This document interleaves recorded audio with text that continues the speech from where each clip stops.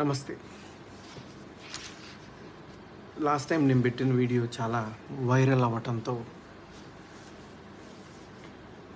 అందరూ చాలా క్వశ్చన్స్ అడుగుతున్నారు. దాని తర్వాత అంబటి రాంబాబు గారు ఒక ప్రెస్ మీట్ పెట్టి మరీ చాలా బాగా చెప్పారు. 2 నిమిషాలు మా మామ ఇంత మంచి ఆయన అని నేనే నమ్మేశాను. దాంతో ఇసు అంత మంచితనం కూడా ఉంటే బాగుండేది. బట్ ఆయన ఏం మాట్లాడారంటే 4 సంవత్సరాల నుంచి తన మనవడు మనవరాలు ఆయన దగ్గరే ఉంటున్నారని, వాళ్ళని ఆర్థికంగా ఈయనే జాగ్రత్తగా చూసుకుంటున్నారని, అల్లుడైన నేను ఎటువంటి ఆర్థిక సహాయం చేయట్లేదని, ఇవన్నీ చేయటం వల్ల దుర్మార్గుడిని అయితే గీతే నేనే అవుతాను తప్ప ఆయన కాడని మంచి వాగ్దాటిలో చెప్పారు. ఏదైనా దాన్ని ఒప్పుకోవాలి, ఆ స్కిల్ని ఒప్పుకోవాలి. ప్లస్ నా వెనకాల మోడీ గారు, పవన్ కళ్యాణ్ గారు, చంద్రబాబు నాయుడు గారు ఉండి చేయిస్తున్నారని చెప్పారు. ఇప్పుడు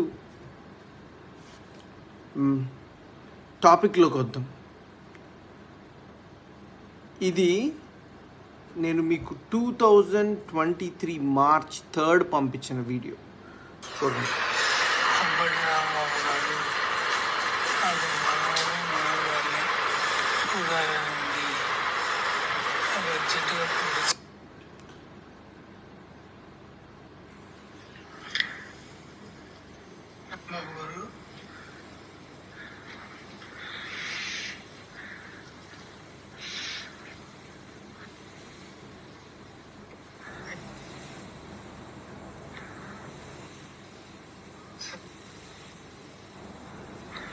ఆయనకి మాట కూడా రావట్లేదు రాంబాబు గారు.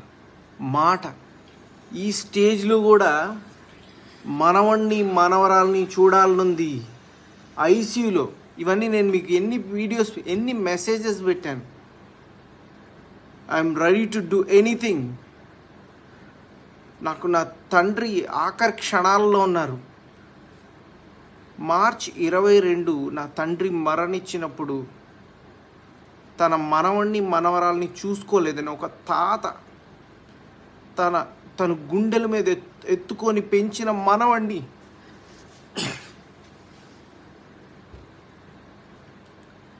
మనవరాల్ని చూసుకోలేదని ఎంత కృంగిపోయి ఉంటారో నీ ఊహకి తెలుసా?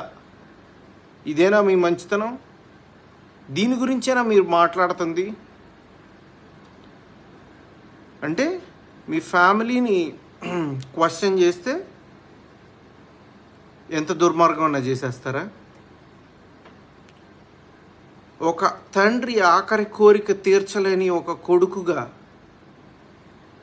Who is going to answer me? నిన్ను నమ్మి 4 సంవత్సరాల నుంచి మిమ్మల్ని నమ్మి మీరేదో న్యాయం చేస్తారని విసుగెత్తి నేను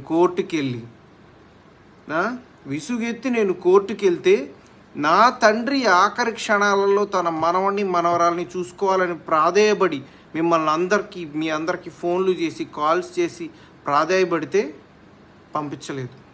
దీన్నేనా మంచితనం అనేది? ఇప్పటికైనా చెప్తున్నా, మీరు నా కొడుకుని నా కూతుర్ని పోషించనే అక్కర్లేదు. నేను ఆరోగ్యంగా ఉన్నాను, ఆర్థికంగానూ బాగానే ఉన్నాను. నా కొడుకుని నా కూతుర్ని రేపు మీడియా సాక్షిగా నేను వచ్చి తీసుకెళ్తాను. ఓకే చెప్పండి. ఓకే, నా కొడుకుని నా కూతురు నా ఇంటి దగ్గర డ్రాప్ చేయండి. పోని నేనేమన్నా వద్దన్నానా? మీరు రూపాయి పెట్టనక్కర్లా. వాళ్ళని బంగారంలా గుండెల మీద ఎత్తుకొని పెంచుతా. నాన్న అని 4 సంవత్సరాల నుంచి నాకు వాళ్ళకు దూరం చేసి మనిషిలోని ప్రాణాన్ని తీసేసి ఎటువంటి తప్పు చేయలేదు అని ఎలా బుకాయించగలుగుతున్నారండి మీరు? కనీసం కొంచెం అన్న ఇసువంతన్న ఆత్మసాక్షి ఉందా మీకు? మీరే ఆలోచించుకోండి. ఇంతకుమించి నేను మాట్లాడను, ఇంతకుమించి నేను అడగను, చెప్పను.